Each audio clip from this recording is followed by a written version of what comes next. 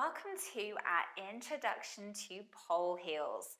If you've got a pair of pole heels, great. If you don't worry, just do the best you can. But it does give you an excuse to go and buy a lovely pair of shoes because pole shoes are designed for what we do in them. They are a lot more supportive and a lot more comfortable. Now, like most things in life, we have to learn the rules before we can break them. So today really is about learning those rules. As you get more advanced, some of this stuff no longer applies or doesn't apply as much. That's because we start to rely less on what our legs are doing and more about what our arms are doing, or we might be trying other styles such as edge work. So you may have heard of edge work. It is essentially where we start to do all kinds of weird movements with our heels and feet. I personally don't like most of it. Sorry guys if you really like that style, but there are pole dancers who very much specialize in that way of moving. So if you like the way edge work looks, there's lots of people out there who can teach you. Okay, so let's get started with the rules. Rule number one is we always want to stand nice and tall. It's like you have a piece of string and it's being pulled out the top of your head, pulling you up nice and tall. We don't want to be slouching or leaning to one side. Think tall and elegant. It doesn't mean that we want to be sucking in. So I spend a lot of time teaching pole dancers to engage their core and suck everything into our sort of granny bum position. Now we want to stick our bums and our chests out because it creates nicer lines. So tall, but totally bum out, chest out. Okay, it's, what do they call it? Tits and teeth. So chin up, smiley, boobs and bum. Second rule is that we want to keep the weight into the toes of our shoes. So this may look like actively lifting off the back of the heel sometimes, or you may have the heel down, but your weight is still concentrated into your big toe and your toes. You do not want to let the weight start to go into the outside toes, your little toe, because this is what's going to happen, okay, or back into your heels. Now, I'm doing this right now. I'm putting my weight back into my heels. Nothing awful's happening. But if I'm doing spins and tricks and I put my weight back, I'm far more likely to, again, twist an ankle or fall over backwards or just be not stable. And that's because the platform of the shoe is so much more bigger and robust than this tiny little heel. Now, I have seen this happen twice in pole competitions where performers' heels are broken. Their actual stiletto heel has snapped off. And at least one of those performers was able to keep going for the rest of her routine because she was so used to keeping her weight into her toe box, so it didn't actually affect anything. I'm not even sure if she realized it fell off. So it's also a safety thing. Keeping the weight forward is just generally safer. And it kind of puts us into a position of trying to point our toes, which is also going to look so much prettier. So those are kind of the three, oh, sorry, I missed one.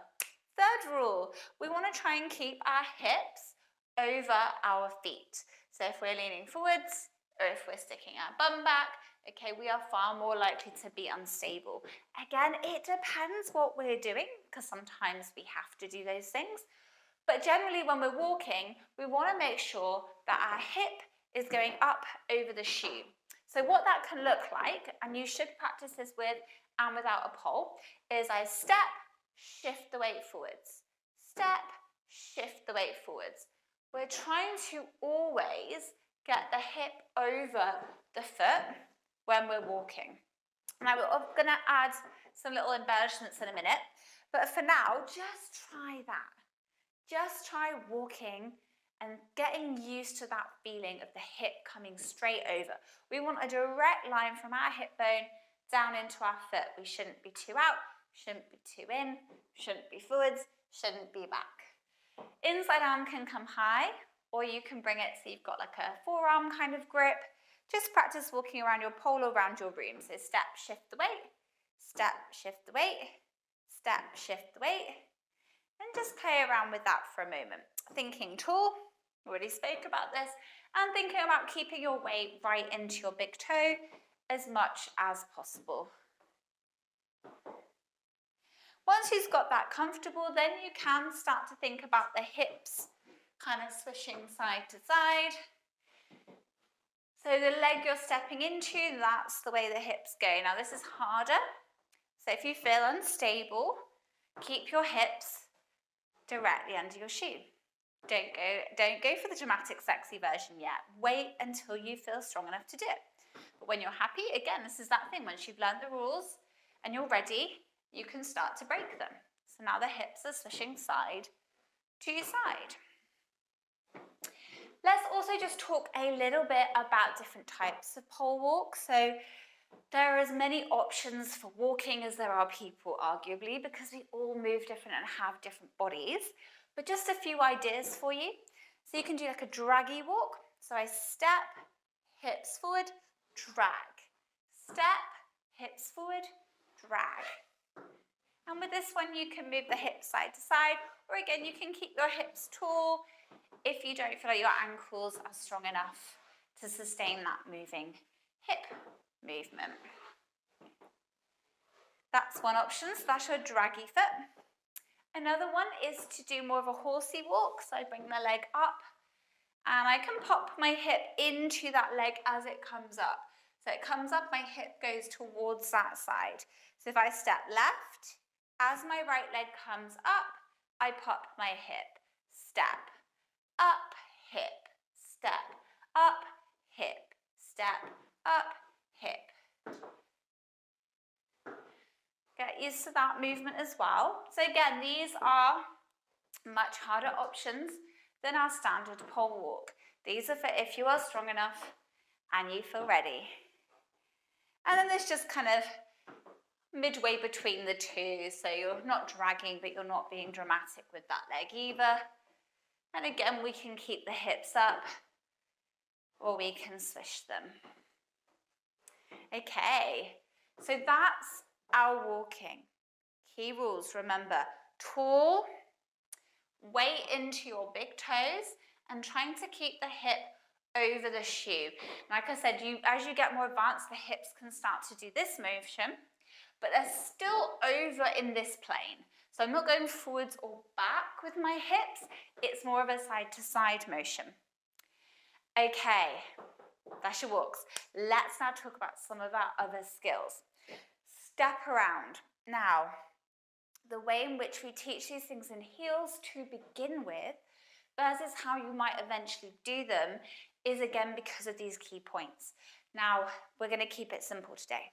Your step around today is going to be a nice sort of bent leg, squatty kind of position step around, which looks like this. Okay, nice and simple. Now, I tend to prefer the straight leg bum up version of our step around. The problem with this for beginner heels is unless you are very strong in your arms, it is so much harder because our legs don't do a whole lot. In fact, our feet barely touch the floor. Our arms take all of our body weight in that style. So this way, we can use the feet and our legs to support us. So need to have already done a step around. Inside arm nice and high. We step on the inside leg, we circle the outside leg. I'm going to keep my chest quite close and really hug. And as I circle round, I'm going to bend my legs to sit down on my chair, stick my bum out, and I want my knees, so now my hips obviously can't be over my feet, but my knees do need to be. So I don't want to be here or here too much to begin with, especially when we're first learning. And you can see I've personally picked the heel off the floor. So if you can see that, so rather than being flat, can you see the difference in how that looks? You can do either. And then as I'm standing up, I'm trying to make sure that my hip comes directly over that leg again. So we step, we circle the outside leg, we sit on our chair, stick your bum out, make it pretty. We stand up and we make sure our weight is directly under that leg. So practice that a little bit. Let me show you the other side as well. So arm nice and high, step on the inside leg. Sorry, I've still got this cough from January. It just comes and goes when it feels like it. So step on the inside leg, circle the outside leg, sit on your chair, stick your bum out, make sure your knees are kind of over your feet, Point your toes if you can. And as you stand up to the other side, make sure your weight is directly over that leg. Okay, so that's your step around. Let's look at pirouettes quickly. Then we'll look at some spins, how we come out of spins nicely. And then we'll have a very quick look at kind of drop dynamic movements. This is going to help with things that you'll learn later on, like your kips. So pirouettes are a hard one in heels. Probably one of the hardest things you're going to do to begin with. And again, the keys are tall, weight over your foot, hip over foot. So I find just doing them by themselves in heels, sometimes we can get a little bit stuck. I tend to prefer to go after my step around, but we'll do a bit of both. So we're stood next to the pole. Let's just do a standard normal grip or rolly hand pirouette. So my inside leg comes up. Now distance is going to be important here, and it's going to vary from person to person, but you don't want to be too far or too close. We've got our hand across the body, thumb down. As we turn to the pole, we're going to open the top hand and roll it.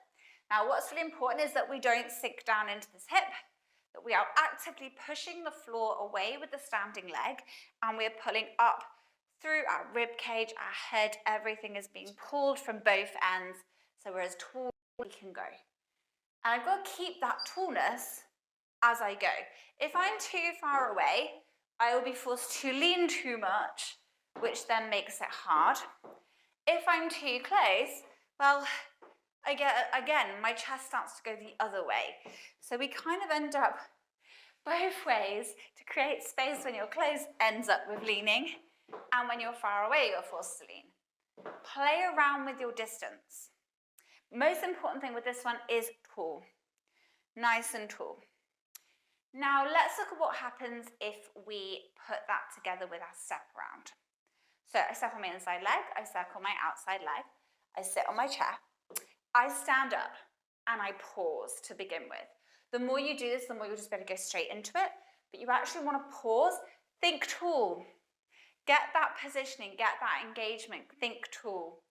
And then you're going to go for your pirouette. Now we want to make sure with our pirouette that we are lifting slightly off the back heel.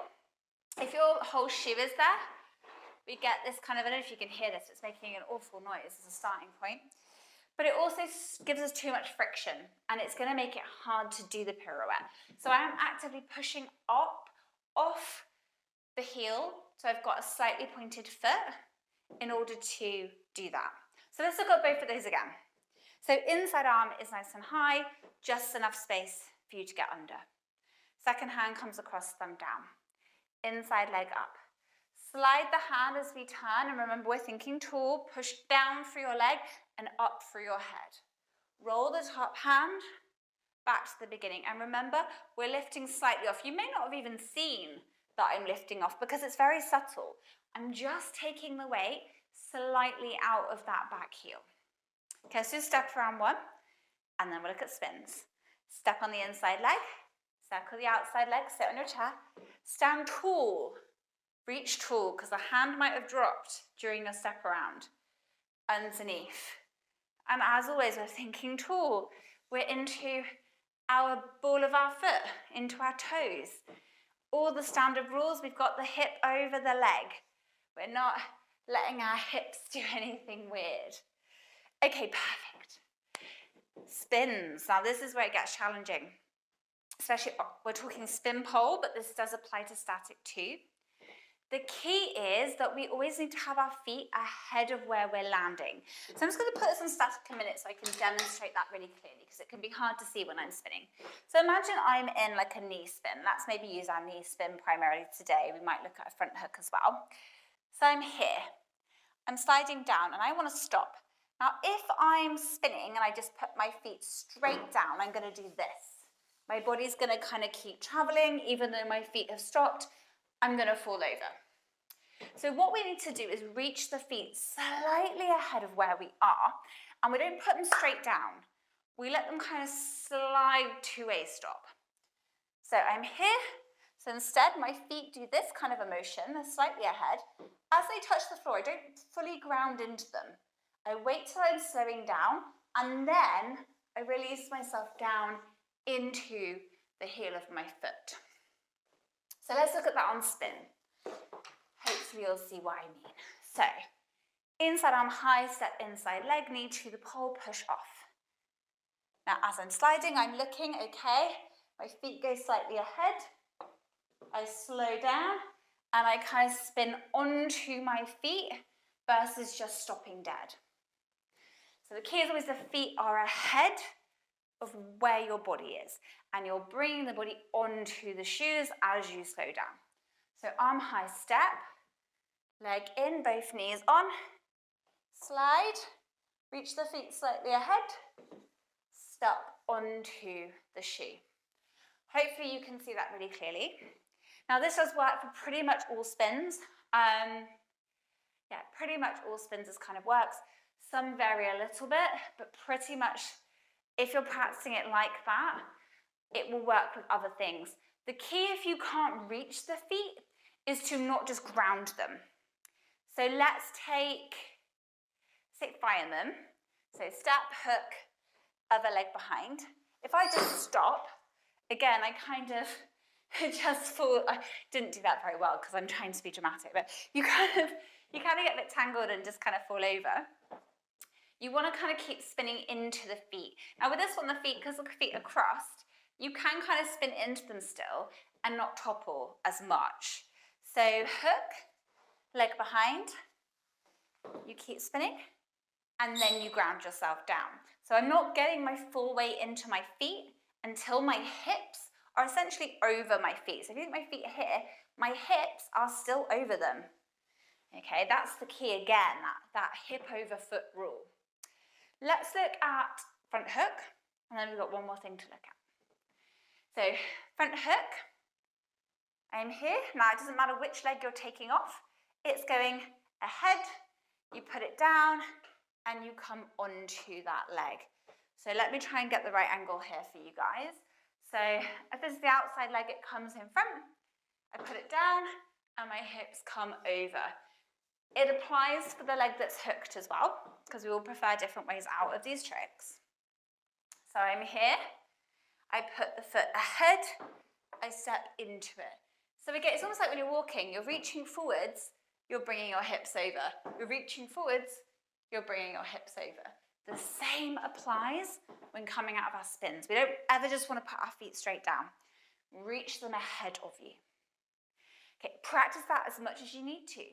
Pause and go over some of this stuff, it's totally fine. The last one is now drops. So I should have put my other pole up really, because this one isn't ideal for this. Let's use a real simple pole heel drop. So this one is this one. Okay, we're literally just going to drop to our knees. Now the key with anything like this, and this includes all kinds of kips and heel clacks, is that we are leading with the shoe and we are landing onto is two places depending on the movement. We're either landing on the top here by the end of our toes, or where the sole comes into the platform here. And we want to make sure we're pointing our feet, because if they're loose and floppy, we're more likely to hurt ourselves in our shoe, okay, because our foot is going to be moving around a lot more. So I'm going to really actively point my foot inside my shoe, so it's really engaged, and I'm leading, landing onto the shoe before the knees. So I'll try and do it slow. I might have to do a slow-mo video, but I'll try and do it slow. So I've got one arm high, second hand can go wherever. It could be like a full split, it can be higher, play around. I'm doing a little bounce. My feet come up, then they come down. So my feet hit the floor first. I'm really engaging, pointing my toes. Then I bring my knees down. Obviously that happens more fast. So I'm here, I do a little jump, kick, toes, knees. You have to be strong through the leg and the toes. The toes are really pointed, and I'm actively pushing down into the ground with my shoe. Okay, we don't land on the knees, and we cannot have floppy toes. So let's do it one more time. Arm nice and high, A little bit of a jump, feet to bum, toes to floor, down. Okay, and as we get more comfortable with that, we can go obviously a lot more fast and a lot more dramatic. Okay, so this is kind of, for me, we've covered the really key points of heels, pole heel work. There's a lot more things we could get into if we were going to talk about floor work. We're not going to do that today, but I may do a separate video of that if that's of interest. As always, if you have any questions, let me know. And don't forget to train smarter, not harder.